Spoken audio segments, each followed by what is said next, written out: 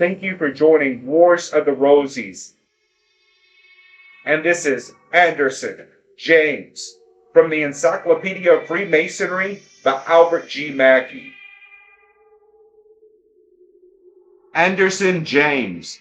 The Reverend James Anderson D.D. is well known to all Masons as the compiler of the celebrated Book of Constitutions. He was born at Edinburgh, Scotland on the 5th of August, 1684. He removed to London, at what time is not known, and became the minister of the Scotch Presbyterian Church in Swallow Street, Piccadilly. Chambers, in his Scottish biography, describes him as a learned but imprudent man who lost a considerable part of his property in deep dabbling in the South Sea scheme. He was the author of an elaborate but very singular work entitled Royal Genealogies, but he is principally indebted for his reputation to his labors on the Ancient Constitutions of Freemasonry. It is probable that he was a member of one of the 4 old lodges of London, which, in 1717, organized the Grand Lodge of England. At all events, he is found 4 years after, taking an interest in concerns of the craft, and having so much reputation among his brethren as to have been selected to discharge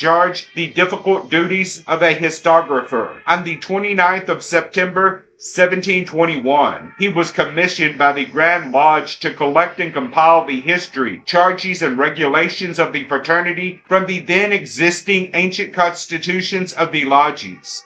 On the 27th of December following, his work was finished, and the Grand Lodge appointed a committee of 14 learned brethren to examine and report upon it. The report was made on the 15th of March, 1722, and after a few amendments, Anderson's work was formally approved and ordered to be printed for the benefit of the lodges, which was done in 1723. This is now the well-known Book of Constitutions, which contains the history of Masonry, or more correctly, architecture, the ancient charges, and the general regulations, as the same were in use in many old lodges. In 1738, a second edition was published. Both editions have become exceedingly rare, and copies of them bring fancy prices among the collectors of old Masonic books. Its intrinsic value is derived only from the fact that it contains the first printed copy of the old charges, and also the general regulations.